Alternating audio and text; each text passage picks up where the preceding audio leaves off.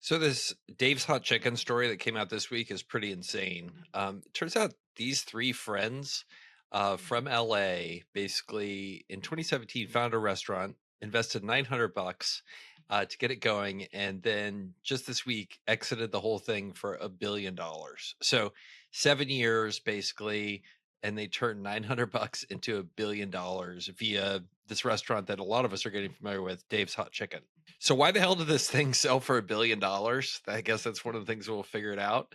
And the way I'll explain how this all went down was by telling the story of how Hot Chicken came around and became a thing. Literally, these dudes look like they just walked out of a bar. Like, just insane. Now they sold their company for $1 billion. Hey, my name's Michael. I'm a business nerd. I make content for people that are aspiring business owners or own businesses. If you're interested in that kind of stuff, do me a favor, click like or subscribe on whatever platform you're watching this on. It helps the algorithm and it'd make me feel better about my life if you did it. So basically, the story starts with these three childhood friends who saw something happening in Nashville, which was this kind of hot chicken thing that we're starting to get familiar with. It was becoming a trend. If there's a place that loves trends, it's Los Angeles. So these guys are pretty smart. And I think this is one of the very first smart things that they did, which was they didn't go out and try to create something from happening. They saw that people across the US were kind of turning towards wanting to do this hot chicken and eat this Nashville style hot chicken. It had legs and it was going to go somewhere. So they wanted to strike while the iron was hot and get into this kind of hot chicken game and bring it to LA. But this guy right here, he was kind of the holdout. So of the three friends, he's the one that matters the most because he's the one that's a trained chef. So they actually had to convince him. His name's Dave. I'm not going to say his last name because I'll butcher it.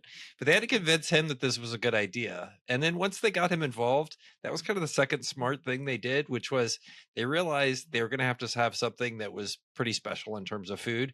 And a trained chef is critical to make that happen. The next thing they did was realize this whole game about creating something new that was kind of be innovative was they had to come up with a really good set of recipes that were going to be kind of special. So instead of going out and maybe making stuff like everybody else did or copying some of the Nashville recipes, they actually went to their kitchen and spent months figuring out kind of an optimal recipe for this whole thing. And they tried all kinds of crazy stuff. They were even throwing gummy bears in the recipes to try to make it like a thing. And they came up with the recipes that were actually good for two reasons. One is it was a bit differentiated that they started to like brine the chicken in pickle juice. And they did something really smart at this point, which is they put together recipes that were pretty simple to like execute on with kind of normal ingredients. They weren't coming up with like weird LA stuff that was going to be hard. It would be stuff that like could scale and like everywhere you can get pickle juice. So like pretty smart decision in terms of doing that. In the end, they ended up with something that just like Chick-fil-A, like people loved, which is a great thing. So normally at this point, like restaurateurs would go borrow money from friends and family, like go rent a space in the mall, kind of do all this kind of over the top stuff. But these guys did something smarter than that. They went and just pooled together the money they had, and they spent 900 bucks to go do a pop up, and they just started like going to places where it was like cheap and they could afford to set up. And they did this all like the 900 bucks like went on folding tables and like a tent and a portable fryer, and they just started to operate like a little booth from a parking lot rather than investing a bunch of money. They went out and tried to like rush to customers like as quickly as possible and start to get like, well, basically feedback from the market so they could see if it was going to work or not. And look, these guys were so bare bones. Early on, they didn't even have like the ability to take credit cards. Like they were cash only. And don't tell anybody, they didn't even have a business permit, which you're required to get a business permit if you're going to sell food to the public. Like just total ninjas, like in terms of approaching stuff.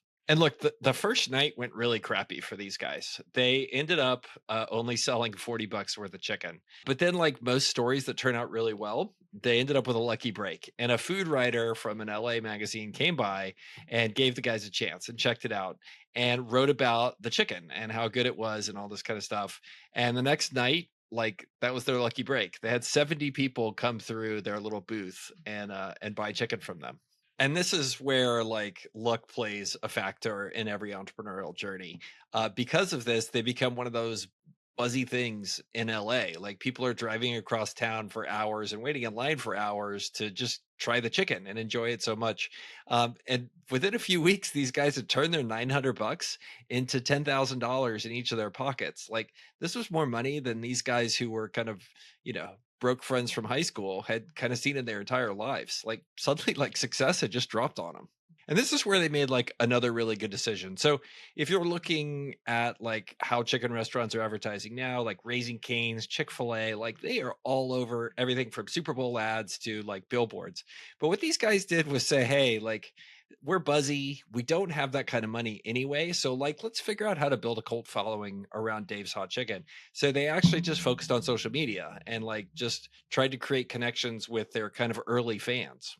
In the end, like you talk about how to get a business off the ground, a lot of people start focusing on how do I get my first million customers or even my first 10,000 customers. But what these guys did was really smart. They just said, okay, we're going to worry about our first 1,000 customers. We're going to deliver chicken to them in terms of deliver it to their mouth, not deliver it to their house. I had to come by it. That they're just going to love. And then hopefully they'll go tell their friends how amazing it is. And the word of mouth will be more powerful than any Super Bowl ad we could possibly buy. And this is where they decided to go take their first big risk. A year into the whole venture, you can't go this long without a permit from the health department. You can't go this long without having, kind of a level of permanence. You're going to get busted at some point. So the trio took their money. They brought on a fourth co-founder, one of the guy's brothers, and decided to go open their first permanent restaurant and really do this thing that I think is really smart in entrepreneurship, which is you start with small bets, and then as those work, then you make incrementally bigger bets on top of those. And at this point, confident that they had something that really people wanted, they went and leased like a full-on brick and mortar kind of restaurant and put that money that they had earned in terms of betting even further on furthering, the Dave's Hot Chicken concept. And so the bet here and the big question was, would people still love Dave's Hot Chicken? And well, they did. Like it was great. And this is where the four of them did something just as smart. And if you look through this, like they deserve their $1 billion. Like these guys were making smart decisions almost at every inflection point. And I've talked about a few of them so far, but they made another smart decision, which was you look at the success of food chains like Chick-fil-A, Raising Cane's, In-N-Out Burger, like what do they all have in common? They just do a few things or even one thing just incredibly well. Like Raising Cane's is one that just does chicken fingers incredibly well. And so these guys decided to just stay just as simple and just as focused as kind of California favorite In-N-Out Burger. Like we're just going to be really good at that one thing. And so they decided to keep their menus super focused and super simple. And so everything there is based on chicken tenders, sliders, and then a few core slides, mac and cheese, whatever, coleslaw. And like that's what they do. And that is a huge benefit if you're a restaurateur or in business in general, is you just say, I'm going to focus on this thing and I'm just make sure we do this one thing really well. And then you don't have to worry about getting distracted by a whole bunch of other stuff. Because when you bring on a whole bunch of other stuff into your menu, that's just a bunch of other stuff that could go wrong. And look, this came into the market at just the right time, which is right now consumers are hungry for authentic stuff. And that's pun intended. Like authenticity matters. And just showing up the way these guys did, focusing on a few things, like when you're not complex, when you're simple and just say, here we are, this is what we're doing, like that is super valuable in terms of, well, communicating to the clients and the customers that you're just who you are, right? And that's what customers are hungry for these days in a world full of kind of fake stuff sprayed at us from all directions and from the internet. And look, these guys, if you look at the numbers, after the first year, it was absolutely crazy. They did $5 million in the first year, like just absolute insane numbers. Like that would make it like up there with like one of the top kind of like a typical Chick-fil-A, which is just like amazing and better than your typical McDonald's. Like these guys are creating something very special, just and it had gone nuts like in the first year. And this is where they made yet another really smart decision. These three guys, like you could tell reading the interviews from them and looking at the pictures of them even, like they're super aware of what they're good at and what they're not good at. And they started to bring on folks around them who would be the right folks to kind of take this thing into a kind of the next level of Dave's Hot Chicken's growth. And they brought in a bunch of big names to invest in the company in 2019 to grow it further. Names like Samuel L. Jackson, linebacker Michael Strahan, or lineman Michael Strahan for the New York Giants. A guy that owns the Boston Red Sox. Like they all kind of joined into this thing. So that was good. You got this kind of cachet of the whole thing. But then because they recognized their own limitations, they brought in a guy who understood scaling and growing restaurants. And this guy, Bill Phelps, who had been a long time entrepreneur in the restaurant and quick service space, like he came in and joined the team. And like this was just so smart in terms of them doing this because I think the best entrepreneurs really understand what they're good at and what they're not good at. And then they go find the people to complement and fix the things or address the things that they're not good at. And that way they can have a complete team that can go out and win. And then later in 2019, they made another great decision, which was okay, we have a couple paths of how we can grow this restaurant. We can go and raise a bunch of money and we can run the restaurants ourselves, kind of the way Starbucks runs all their restaurants or Chick-fil-A. Well, not Chick-fil-A, but a number of the different chains, they run all the restaurants themselves. In-N-Out Burger is a great example. Like those are, they don't franchise or anything, that kind of stuff. Or they could grow quickly the way other restaurants have grown quickly, like McDonald's, Burger King, you know, the like of those types of folks. Like you can franchise that stuff out. And this is where they decided they were going to go all in on the path of becoming a franchisor.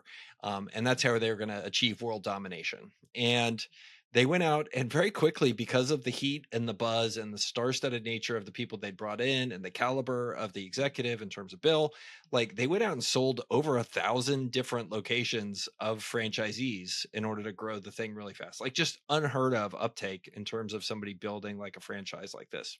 And the beautiful thing about that is when you're a franchisor, like you can not have to raise a bunch of capital, and you can still go really fast. And the reason is because the other entrepreneurs who are your franchisees, who become your partners, basically, like they bring their own capital, know-how, and locations, and basically then you can partner together and, well, basically grow really quickly.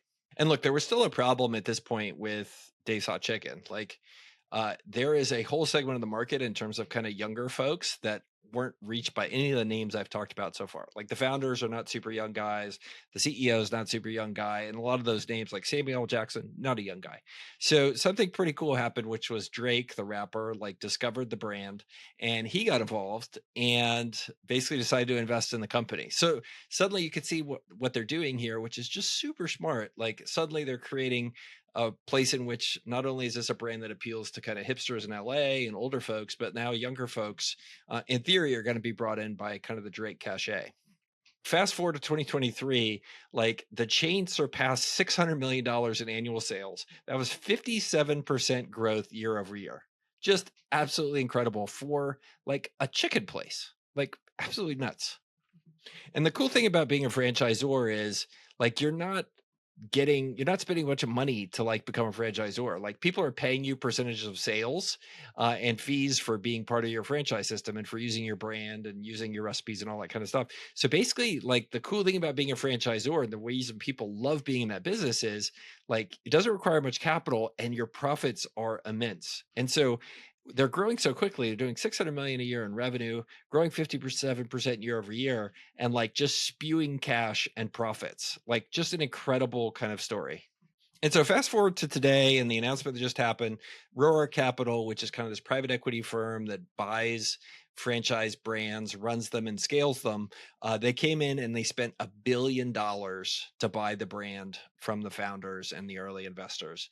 So it's just amazing that they've gone from a $900 investment to $1 billion exit in just over 7 years. Just absolutely crazy. So I think, to recap kind of the lessons I've shared in this video telling the story, like number one, like find a wave and ride that. Like I've seen businesses that are fighting trends. Like you want to be riding a wave. And these guys did it with this Nashville kind of style hot chicken. Super smart. Number two, like start small and make incremental bets. Like as opposed to other folks who would go like run a restaurant and spend all this money and maybe get into debt to open the restaurant. Like they started small and focused on what really mattered. And that was lesson number three. Like you notice they spent months perfecting their recipes before they went out and actually tried to sell any of it. And it went to the core of what makes a restaurant like this great, which is like a unique product done incredibly well, and they hit on it and it just turned out to be genius. So I love this story. This is why capitalism is awesome, and so happy for these guys. You just can't not root for folks like this when stuff turns out super well. So let me know what you think about this in the comments below. Do you like Dave's Hot Chicken? Catch you later, and let me know in the comments below.